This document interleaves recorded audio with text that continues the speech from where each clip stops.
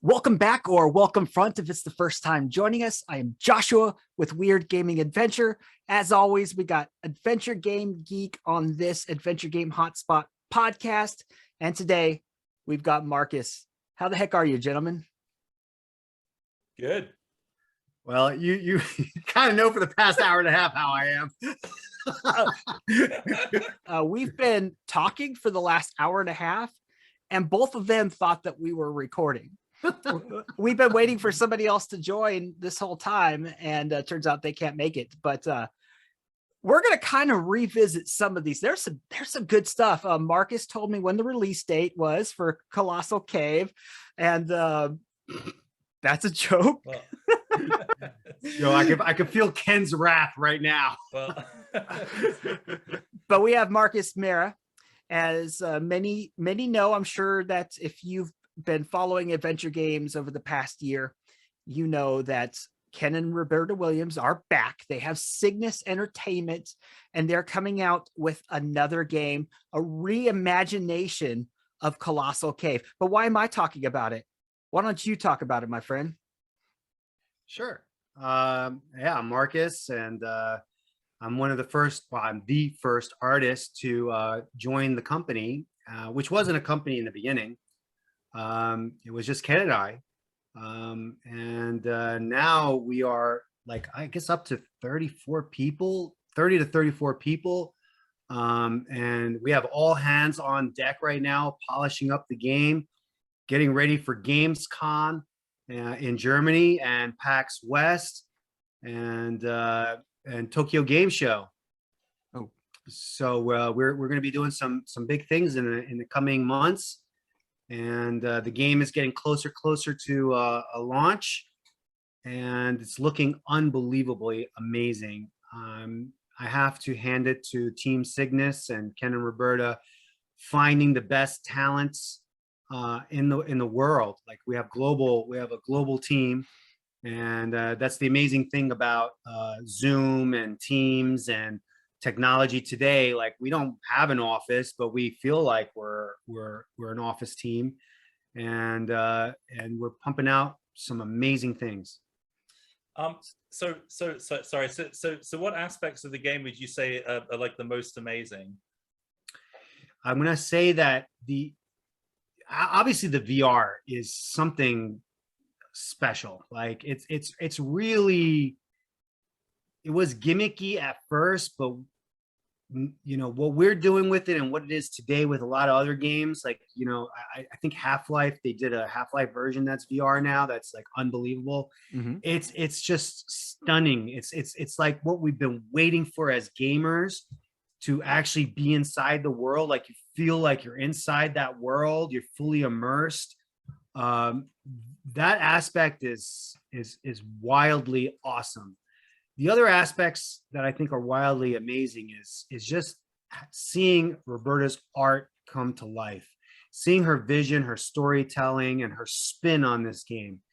It is based on the original game, but this is a reimagined version. It has her own lore. It has the Roberta Williams flavor. It has her humor. It has her, it just has her touches on it full on.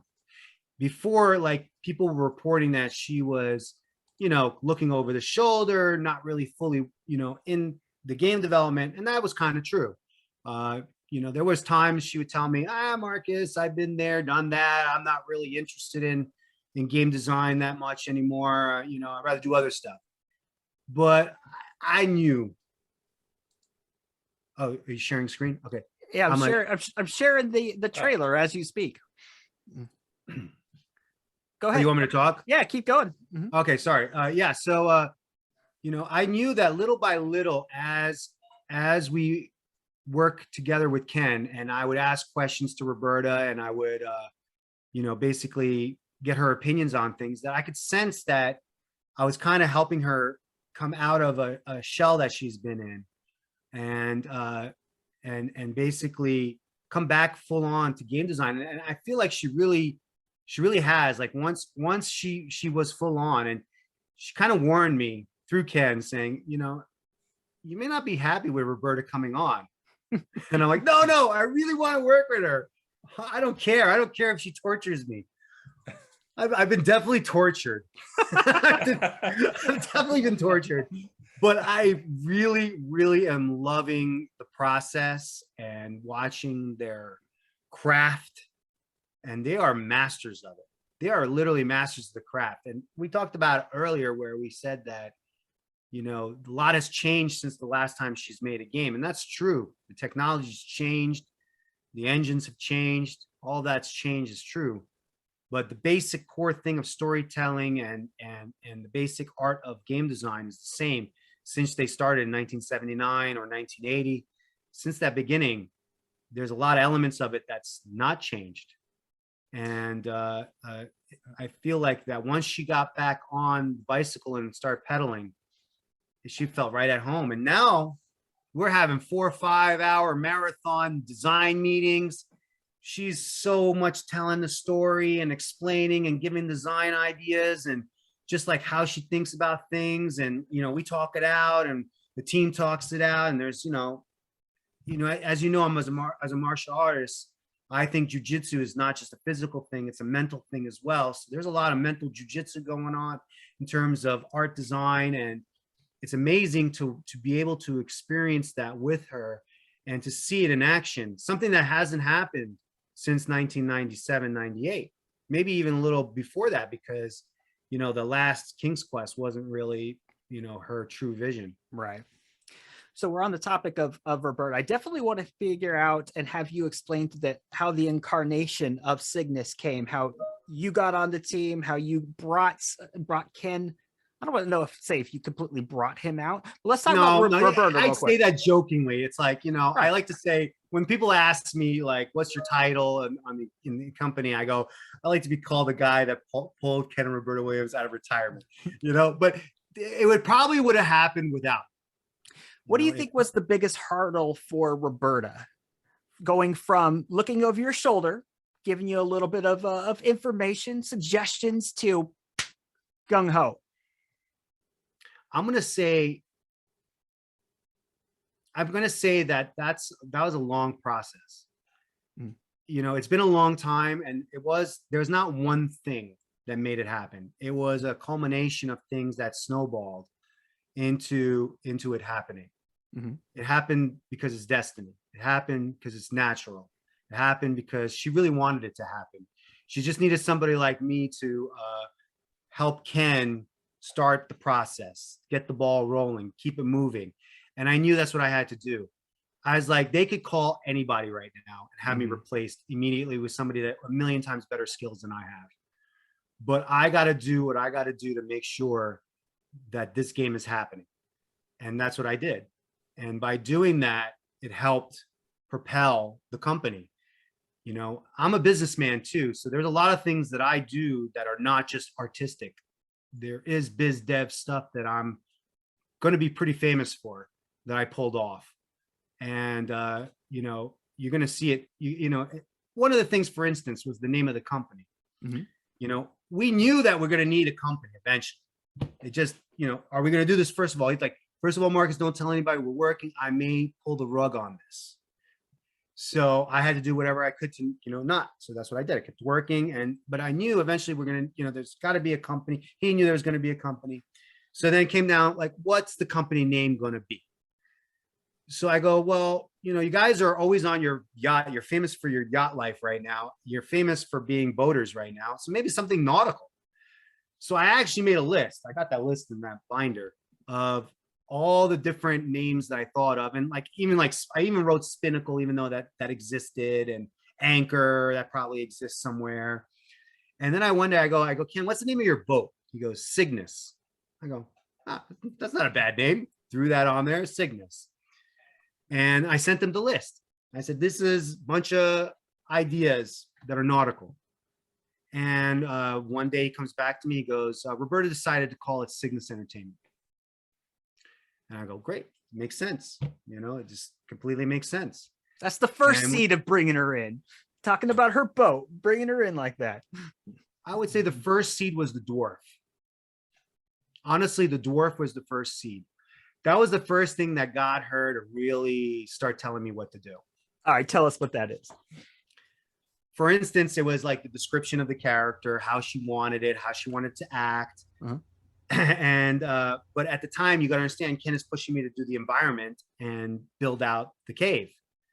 So it's hard for me, like, especially as a big, like, honestly, I was a beginner, 3D, beginner game designer, beginner modeler for games. I'm not a beginner modeler. Like I said, I've been doing it since 2003. So as an artist, as a sculptor, as a 3D modeler itself, I'm very well experienced. I'll make beautiful models, but to make game efficient models, that's a different story.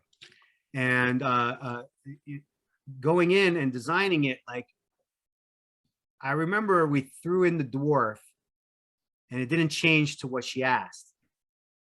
And I remember Ken showing it to her, and I could hear her go, "Why does the dwarf look the same? Why is the dwarf not changed?" And then I knew, I said, "Ken, there's no way that we show her anything unless we change it exactly the way she asks." So basically, we only show it to her if it looks the way that she asked.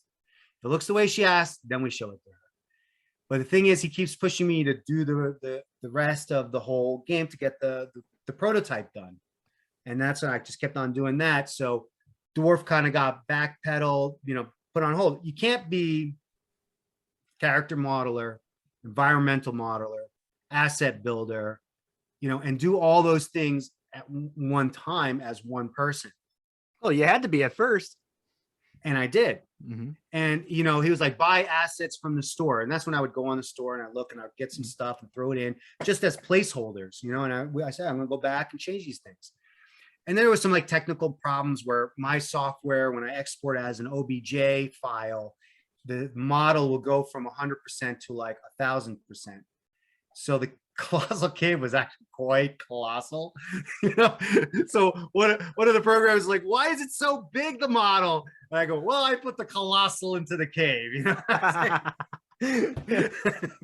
So there was some technical mistakes I was making, and we pulled in Emily and Amber and these different artists, James, and then they had, each one was a professor that teaches at Wake University, so she knows her stuff. Wow. Another was had 12 years experience in game development, and James has been doing it since he's 12, and now he's an old man too, and he's a master of his craft. So they're all really good at what they do, and I'm really good at what I do. And by having really good people all together, this thing is becoming a special project. Okay, so like, is this a project that you ever kind of thought that you would do? I mean, like, did you have kind of like ambitions like this? No, never. Or it just kind of happened that way? It just like jewelry, just like my life in jewelry, just my life in martial arts and UFC, just like my life in general. My high school football coach prior season was Charlie Weiss, who was 4-time Super Bowl winner, Notre Dame, Giants, Patriots offensive coordinator. So that that start of excellence, that success started pretty early in my life, and it just kind of carried on. Like, I always wanted to do awesome things, and I never had the fear of people. And so, like, when I met Ken, I wasn't scared of him, and I also was kind of oblivious to a lot of the stuff around it, adventure games and what's been going on. So, like, when I asked, when I go, "Hey Ken, wouldn't it be great if you made a comeback like Steve Jobs did at Apple?" The answer was a smile that he was working on something, and I'm like, "Hey, I want in. Let's do it." And it kind of just worked that way. And he's like, he didn't know, he found out I was an artist and sent me that message, and I became the first artist on the team.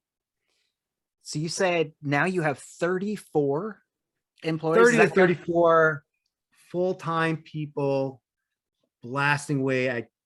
Some are not full-time, but a lot of people working on this game. What started off was just Ken and I, and then Ken and I and Roberta, and then Sydney, and then Emily, and then Amber, and then Tobias, and then Dustin, and then Corey, and then James, and just Jason Cryer, and Oh, right. He's doing the narration, right? he's fantastic. Yeah. He's So- fantastic. Having Roberta Williams, the name, that's absolutely huge. And as we know, as we've recently learned, you have changed the name to Colossal Cave Reimagined by Roberta Williams. Did I get that right? You certainly did, and that was not an easy process. I'm not gonna lie. That Smart. it was definitely a back and forth, and I really think her name needs to be Mhm. on this game, and it is now. So hallelujah. So, I mean, with their name comes a lot of clout, and it comes a lot of expectations. Have you felt that yourself, or do you think that they're feeling that? The I think we're stress. all feeling it. I Mhm. think we're all feeling it. Every meeting, and I'm talking big meetings, like big executive meetings with some top level companies. I'll sit down there, and the guy will be like, or the girl will be like, Ken, Roberta, if it wasn't for you, I wouldn't be here right now at this job doing what I'm doing. Thank you so Wow. much. I can't even count. It's just so many times that I go into these meetings, and the start of the meeting, this is how it starts. That thank you so much. You've made my childhood. Your games inspired me to get into the industry. Wow. That's cool. So yeah. So the pressure, right? So I remember when I was the only artist, that there was no way that Roberta Williams is going to put her name on this game, and I'm the only artist working on this. Especially not having the experience like other people have in the industry. I just knew that was not going to happen. I just knew that we're going to pull more people in, and better and more technical people will come in, and it's definitely that's what's happened. Go ahead, Geek. Let me see. I think we covered a lot of my questions already. Well, let me cut in then. I'll dance with you. So we have this game that's coming out. It's locked in for 2022. We know that for certain. Is that correct?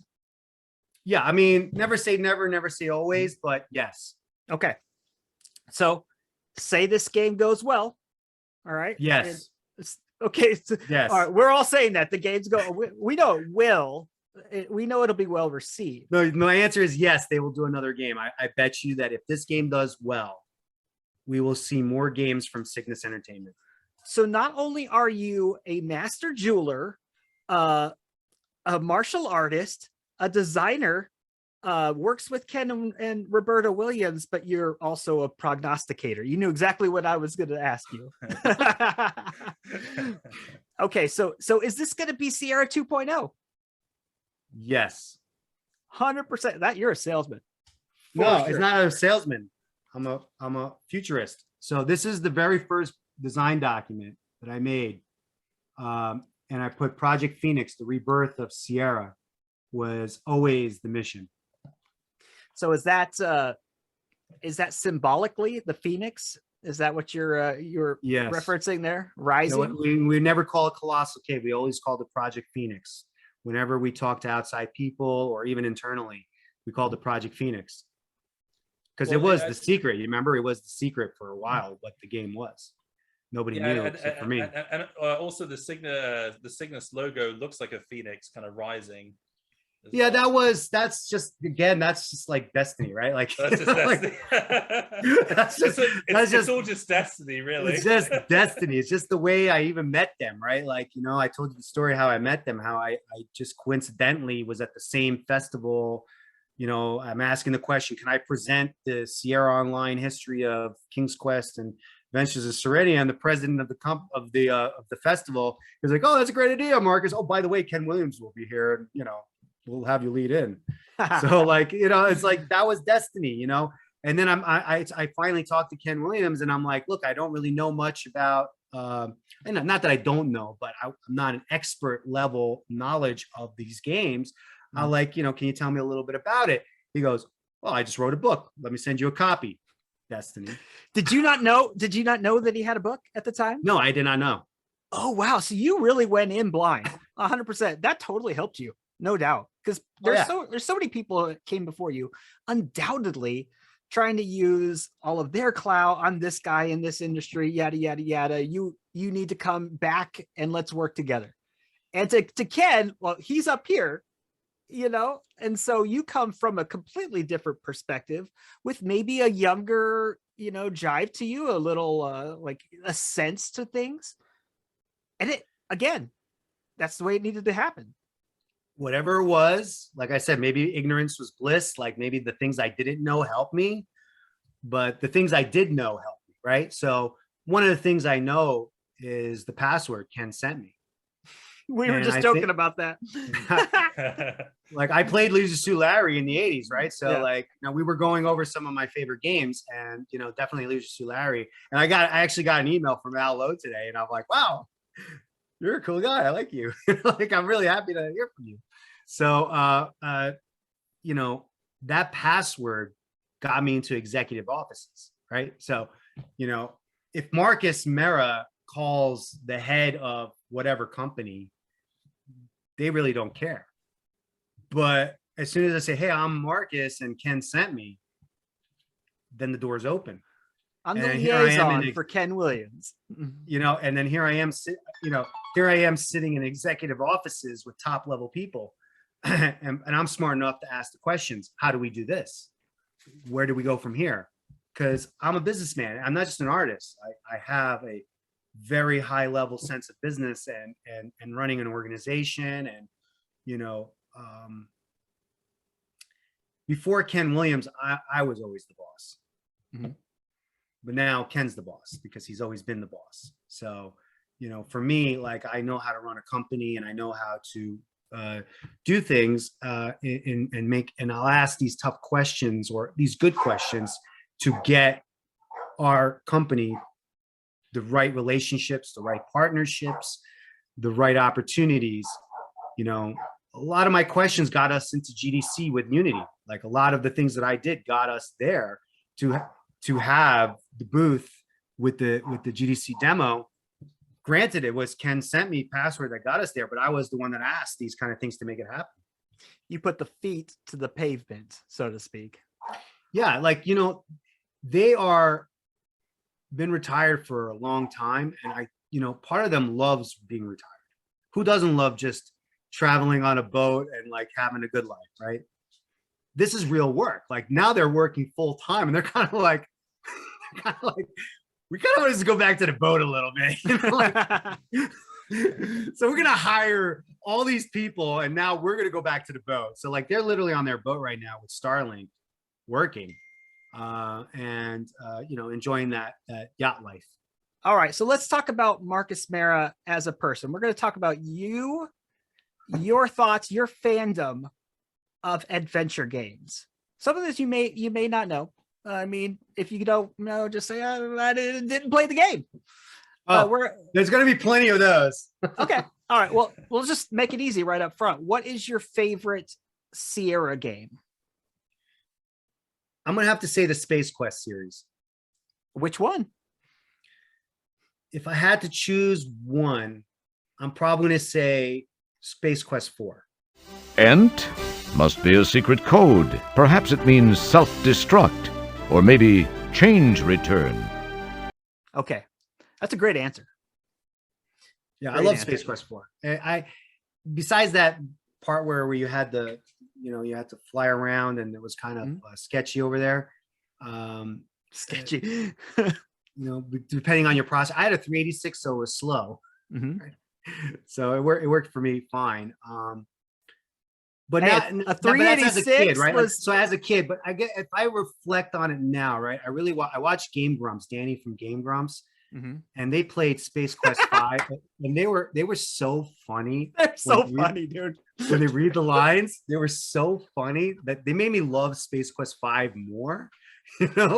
like that. I might change my answer. Space Quest 5, but Danny from Game Grumps has to play it because he's just so funny. That guy's hilarious. Oh man, what's yours, Geek?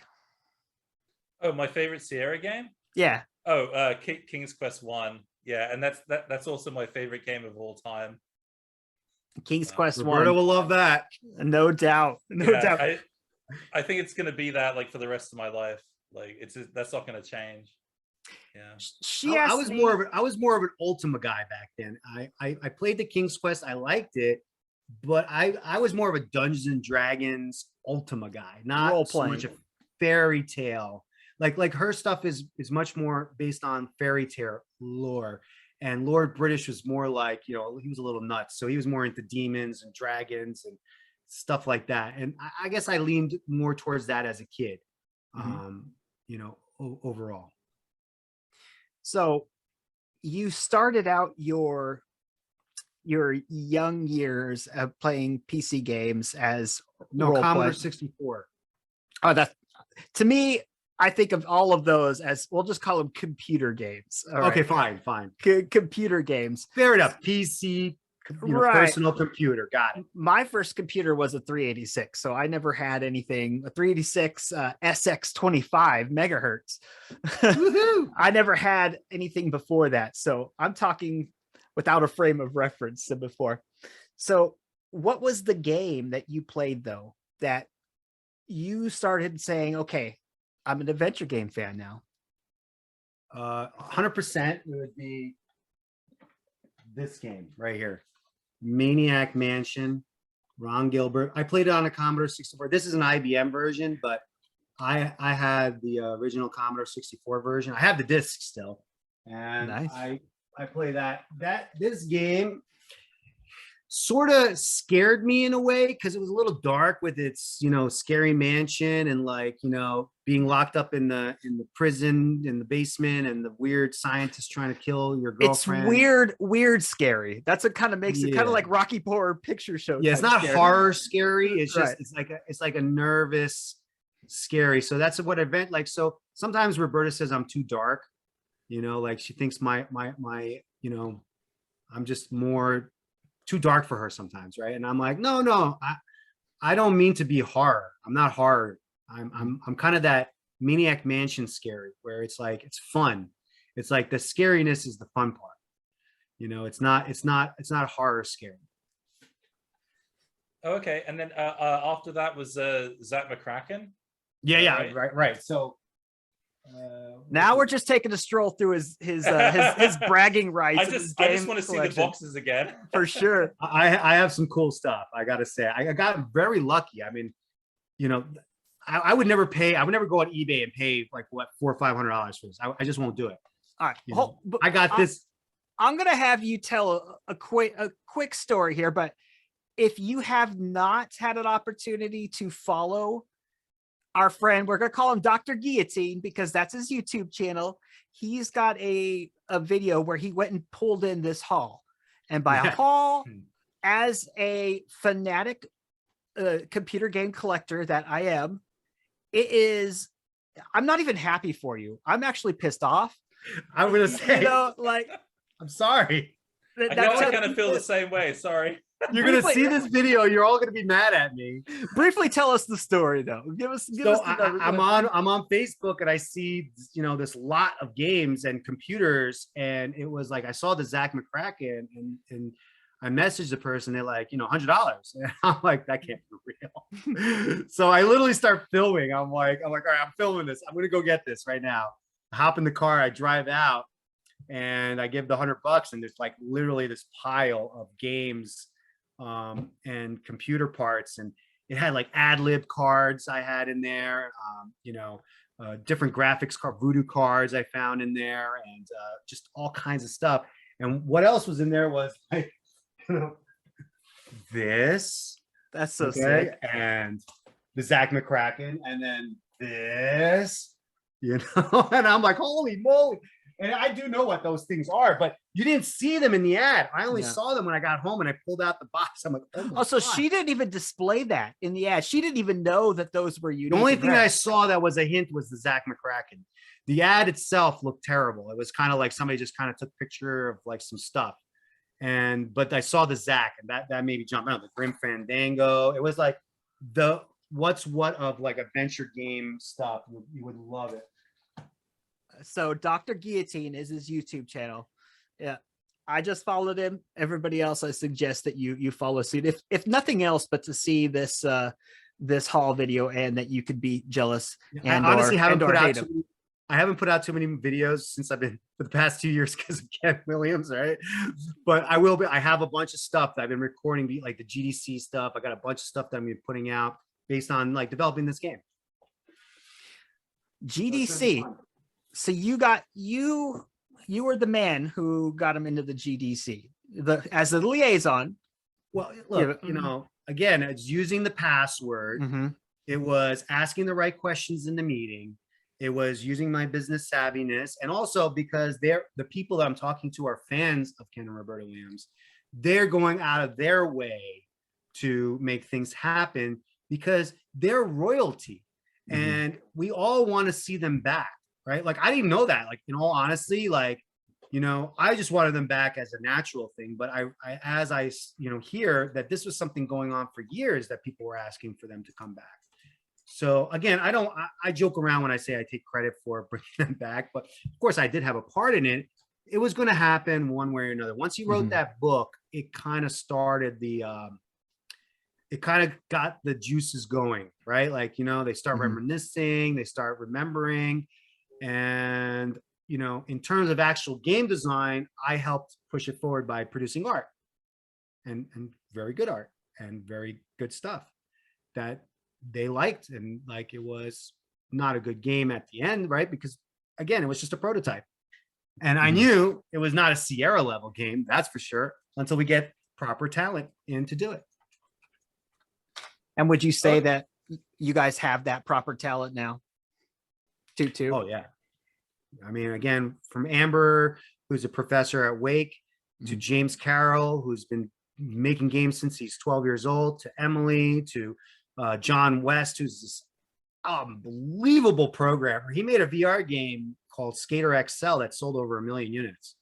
So like we got people that are done already, like are excelled in the game industry now here, wanting to be part of this history. Because I always say to people like, we're making gaming history here. This is game history right now, what's happening. I want to ask you a quick question. We started talking about like GDC and all of that, but you mentioned something that interests me now. Are you guys doing this all off the Williams dime? Or is there other funding that's come in? No, they're fully funding it. That's insane. I mean, It's not insane. It's like, you don't want to have outside influence, right? Like, as soon as you take somebody's money, that person is going to want to have a say on how things go. When you use your own money, then, you're here. It takes as long as you want to keep it going and however you want to do it.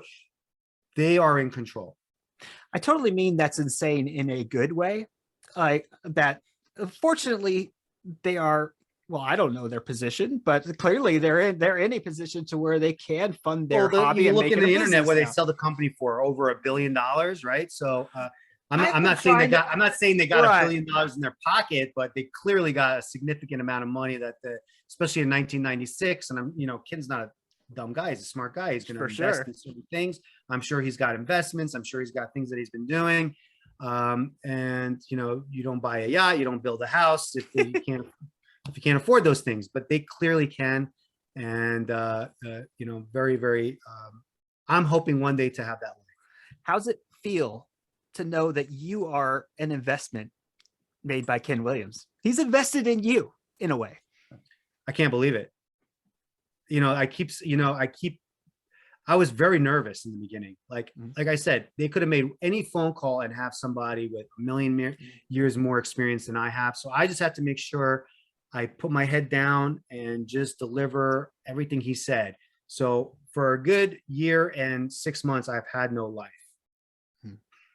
except game design. Like it's Al Lowe would say to make a game, you know how you do it? You sit in front of the computer. 2 years later, you stand up from the computer. You have a game. Okay, so I get it now, Al. I get it. Yeah, so I was going to ask, so looking towards the rest of the year, like one of your next events that you're going to is PAX West, right? And there's going to be not just Ken and Roberta Williams, but there's also going to be like other heroes and legends of like the industry, right? So before PAX West is actually Gamescom in Germany, and we will be there as well with a new trailer and a playable demo with all the updated graphics and gameplay. And then we'll go into PAX West. And yes, there's a panel where we put together. Roberta Vaughn put it together with Allo, Ken, Roberta, Jane Jensen, Dave Gilbert, and this guy that nobody really knows, Ron Gilbert.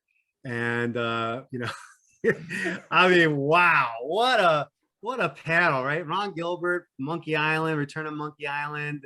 It's the legends and heroes of adventure games. And I believe we'll have an after party, I hope, that we're going to put together.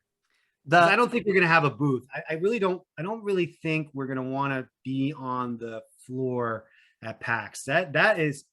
We're not that big of a company just yet. And I went to PAX East and I saw what that's like. And it's like, you have to have like a mega booth.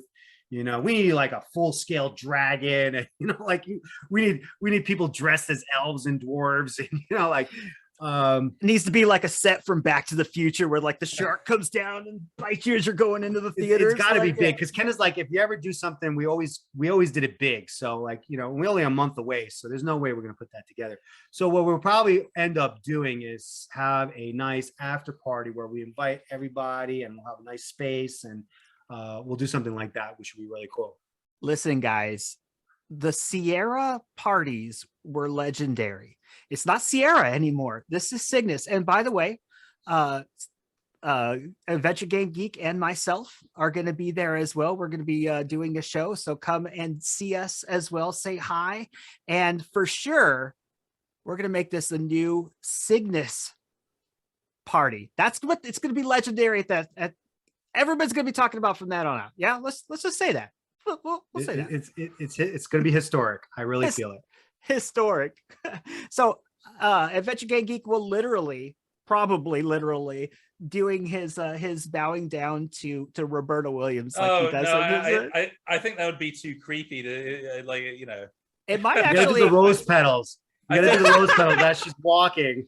Doves, like you get out of the car and doves go out. Yeah, for sure. Like, boom, I'm here, guys. Like oh man, so Jane Jensen's going to be doing a not common appearance. She doesn't make many appearances anymore, so that's big. Yeah, that's very exciting to have her. World-renowned designer as well, and I think adventure game fans are going to love it. It's going to be live as well, broadcasted live. So if you are not able to attend, you're going to be able to watch it. And maybe what we'll do is we'll broadcast the party too, so you all could be part of the Colossal Cave launch party. So that should be pretty fun. And, maybe we'll have some really cool things going on. My wife told me that I have to get her a dress for the event. I'm like, have you ever been to like one of these conventions? You don't want to wear a dress. Girls, they just want to show how pretty they are. Like, this is just a bunch of us humble nerds. You're gonna get in trouble again, Joshua. You're getting yourself in trouble. We're not going down that path. Oh, yeah. We won't go down that path. Go at all. We will, however, we're gonna put 5 minutes on the clock here. Okay, we're gonna do some drive-by questions, some rapid fire questions, and I'm going to say these questions to both you and Geek. You need a sip of water. 1 second. Yeah, take a sip of water. Me too. All right, we'll all cheers. Okay. So I'm literally putting 5 minutes on the clock. Just don't daddle. First thing that comes to your brain. Okay? I don't know about that. I'm gonna have to think. First thing that comes to your brain. Okay. Rapid fire. Who would you cast to play King Graham in a Hollywood adaptation of King's Quest? Go. Who would I? Ryan Seacrest? I don't know. Ryan Seacrest. Okay. I was thinking maybe Ryan Gosling. Ryan Gosling, yeah, that's a good one. Come on, Geek. Who you got? We're on Ryan, right? I don't have a good answer. Keanu Reeves. Whoa. All right, that's the answer. Keanu Reeves. Okay. That's different. All right, we've asked what your favorite Sierra game is, but what's your favorite adventure game in general? I'm gonna say Maniac Mansion. And King's yours, Quest Geek? 1. King's Quest 1. Okay. Who is your favorite famed Sierra developer? Ooh. I have to say Roberta Williams. Roberta Williams. I have to say it. Yeah, it's a truth. It's like she's amazing. Even back when I was a kid, I the name just sticks to you. Well, I mean, you saw the cover of Soft Porn Adventures too, then I guess, right? That was your okay. He's hot. Since the Bible says that a husband and wife is one flesh, I'm going to go with Roberta Williams and Ken Williams as my answer. Okay. Did King Graham take steroids for his role in King's Quest 5? No, he ate horse meat. Deer meat, right? Horse meat. He was eating horse meat. I don't have a better answer than that. He was riding a bicycle for sure in that one. All right. Is Roger Wilco heroic or is he lucky? Heroically lucky. Oh, that's bold. That's not an answer. It's an answer. That is an answer. You're I right. don't have a better answer for that one either. And also, I haven't played most of the Space Quest games, so I can't comment. He is the Guybrush Threepwood of Sierra, where he literally falls ass backwards into success. So he is heroically lucky. I'm gonna go with that. Okay. Copycat. So, well, yeah. After I gave you a hard time about it too. All right. So Sierra has a history of making educational games. You got Dr. Brain. You got EcoQuest. So, did you learn any of your moves from Leisure Suit Larry? Yes. No. Unfortunately, I blame Al. Yeah, that game definitely was an education when you're a kid, no doubt. Oh man. I'm not gonna say it was the right education. But it was an education. I might have seen my first breasts in that. So what about you? What do you got? What do you got, Geek? Me? No, I didn't get that kind of education. Oh, well, I mean, I was too busy playing King's Quest at the time. Hey, King Graham is probably a better role model than Larry for sure. Oh okay. Yeah. Wine, beer, or whiskey? Whiskey. I don't really drink. Sorry. Hey, that's all right. That's an answer. So we'll call it wine for adventure game. If I had to choose, I'd say wine. Yeah. All right. Not a bad answer. It's not a bad answer. You know, I don't know how I've ever dated in my life because I don't like wine and I don't like seafood. I don't know how I ever went on dates, but I'm gonna go whiskey. You paid them? Yeah, I paid them. Like I paid them. Wow. I learned everything from Leisure Suit Larry. You learned everything from Leisure Suit. You paid them. All right. Sidestepping that one. Who would win in a duel between Space Quest Historian and Adventure Game Geek? Oh man, it's not really a fair question. Why would we be fighting in the first place? I said a duel. A duel. You can't even answer this. I'm staying out of it. The question's the best answer. Okay. Oh, you want to answer? He's trying. I'm thinking about it. I think I would concede. I would concede to him. Yeah. I'll tell you, Space Quest Historian would definitely win in a verbal spar. That guy, he's quick. He's quick-witted, man. He's got he's got some funniness to him. All right. Did you pirate a copy of Leisure Suit Larry as a kid?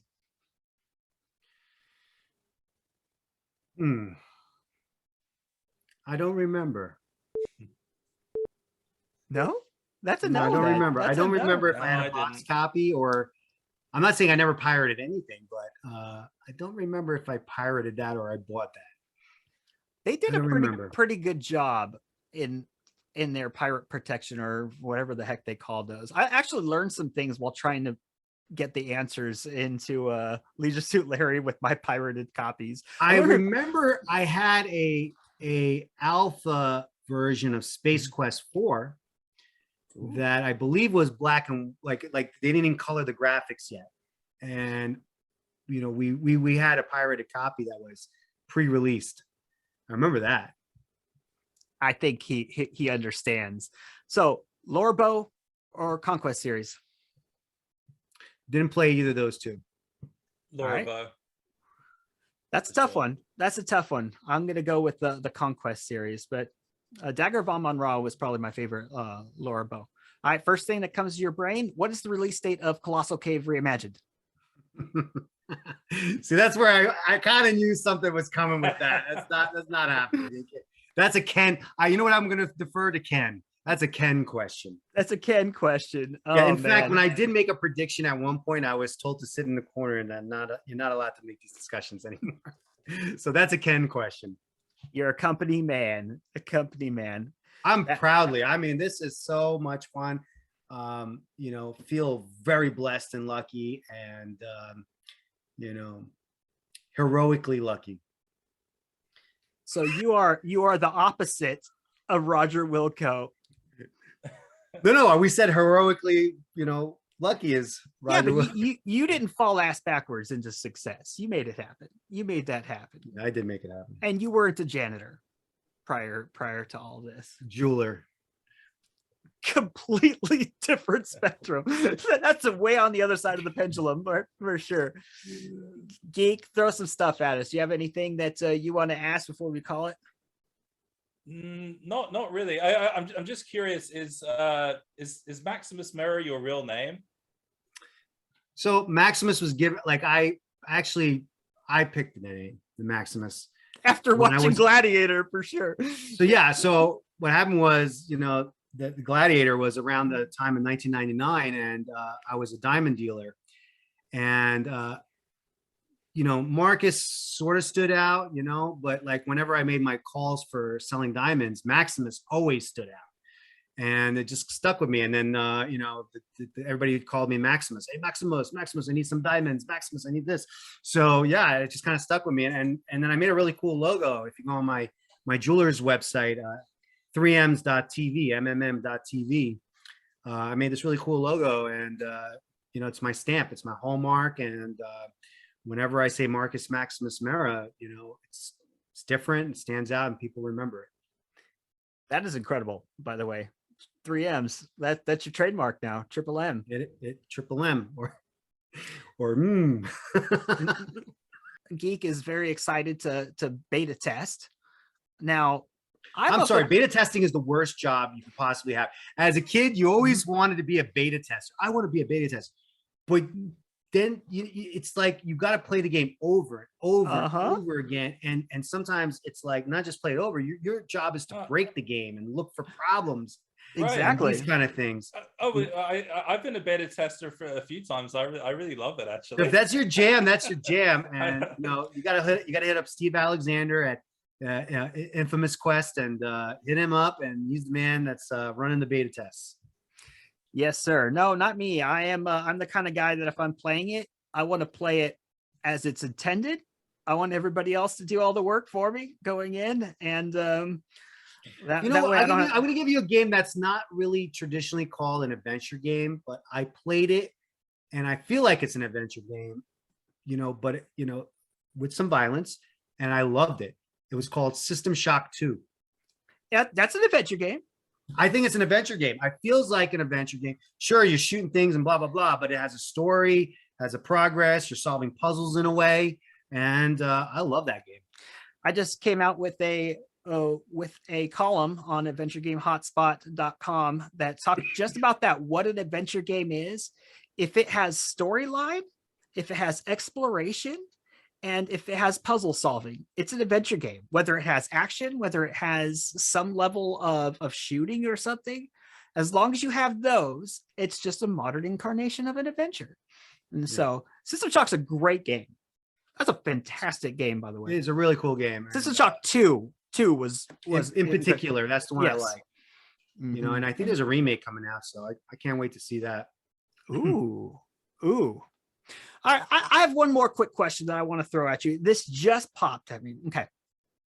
So you have a unique perspective now coming from the inside. You are the liaison, the face, if you will, at this point for a company.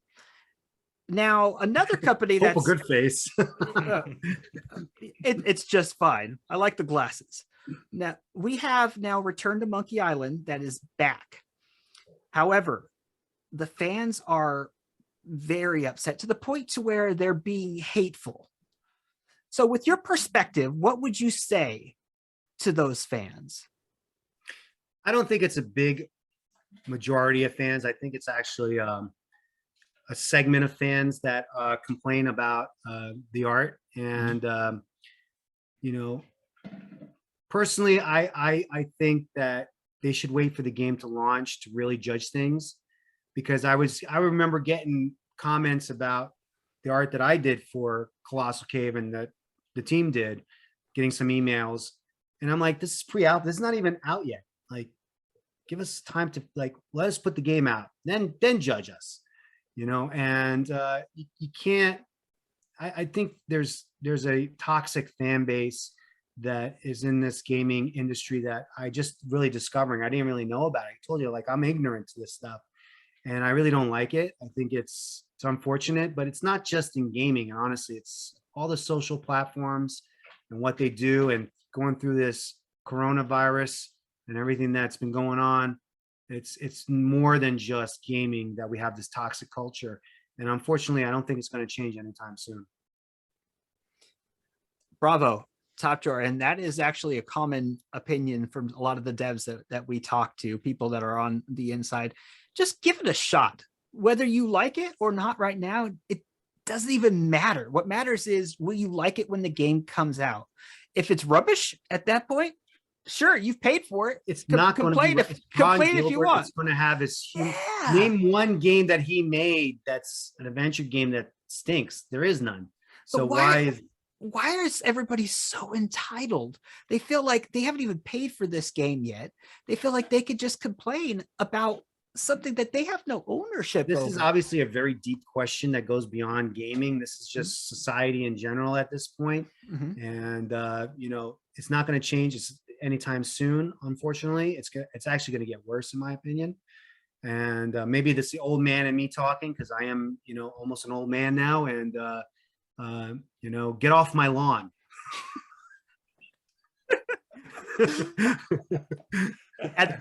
At that point, I think we may just get off his lawn.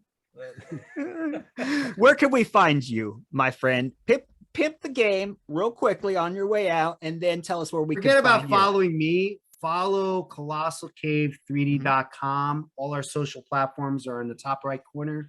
Go on to the Instagram. Go on. We're going to do a Twitch show. We're going to start a Cygnus Entertainment Twitch show, and it's going to be not just bringing on, you know, legends of the industry, legends in not just in venture games, but like legends in general, maybe people like John Romero and things like that. But we're going to also have like the artists showing techniques, showing like how we built the game, showing off, you know, advanced game development. And we're definitely going to have personalities, and we're going to definitely have a really cool show. It's 2022, man. Games are hot. It's hot again. We're coming out of all of this coronavirus. We're coming out of our basements now. We're able to walk in the world, and we're all going to get together. We're celebrating 2022 with all these amazing announcements from these adventure games and other games. So we are so thrilled to have you here on Adventure Game Hotspot. Thanks for having me. My friend, Adventure Game Geek, why don't you tell everybody goodbye on the way out, my friend? Goodbye. There you go.